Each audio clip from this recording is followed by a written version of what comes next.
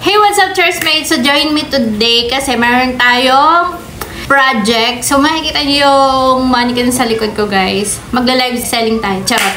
Meron tayong project na gagawin kasi may prom yung anak ko this coming March. Bumili ako ng gown sa online kasi mas mura. Hindi siya super gown kasi ang theme naman nila is cocktail lang or modern ethereal. So, hindi siya super bonggang gown. So, yun guys. Ito yung nabili ko sa online. Very simple lang siya, guys. Kaya, bumili din ako ng mga accessories na i-add ko dito. Kasi as you can see, guys, as in super simple lang niya. Kaya bumili ako ng mga butterfly na ididikit natin dito. So, tara guys, samahan nyo ako na i-elevate tong gown na to para bumagay siya sa JS prom nila. Let's go! So, ayan na guys, yung mannequin or ito na yung dress ni ate or yung kanyang susuotin sa prom. So, as you can see, sobrang plain niya lang for the ethereal. Kasi pag mga ethereal, modern ethereal guys, kailangan ng mga butterfly or flowers. Bumili ako sa Shopee ng mga pwede nating idagdag para ma-elevate yung damit or yung gown. Yan, mag-ano na lang tayo guys, DIY. Kasi alam nyo naman, budgetarian tayo. So, yan. Ito yung mga binili ko. And, ikakabit natin siya ngayon doon. By the way, bumili din pala ako nito. Pandikit siya dito. Pangdikit talaga siya sa mga fabric. So, itatry natin siya kung gaano siya ka-perfect.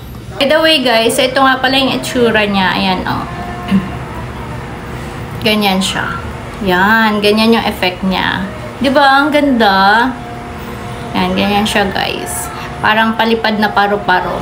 Yan, ganyan siya. So, magta-try na tayo ng isa. Lagay lang tayo.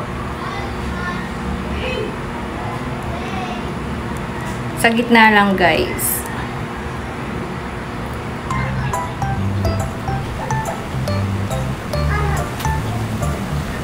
Tapos, alternate ko naman siya. Ito naman yung blue.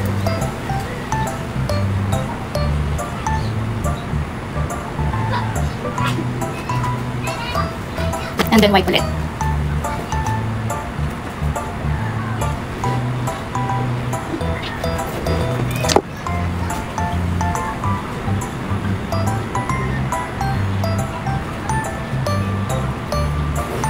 Alam nyo ba guys, sobrang dikit niya. So, babalikan ko kahit papakita ko sa inyo yung kinalabasan niya. So, yan guys, ito na yung ating outcome. Ito na yung kinalabasan ng ginawa natin, guys. So, yan. 20 pieces lang kasi. Sa front ko lang nalagyan. Hindi ko na nalagyan yung bandang likod. Yung trail niya. Ayan, hindi na umabot, guys. Pero, pakita ko sa inyo yung likod niyan, guys. Ganito siya. Yan, may pa-trail yan sa likod, guys. Ganyan yung tsura niya sa likod. Yan. And front. Dito kasi guys, wala tong flower. Nilagyan ko lang siya. In-order ko lang din tong flower na to. Dapat talaga to sa neck. Pang neck yan guys. Pero, yan. Tinanggal ko na lang yung pang tali sa neck. Tapos, diyan ko siya nilagay. Para magkaroon siya ng itsura. So, yan siya guys. Ayan yung itsura niya. Nilagyan ko lang din dito ng isang butterfly para may effect. Ayaw kasi ni ate yung ribbon na to. Gusto niyang patanggal. Ayan, pangit niya kapag wala yung ribbon. Tingnan nyo guys. O, diba? Super plain. Kaya nilagyan ko na lang ng design yung ribbon niya. So, yan. Abangan natin kapag suot na ni ate.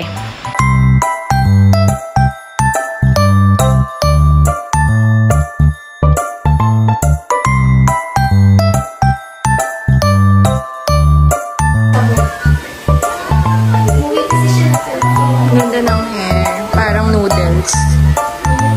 Canton.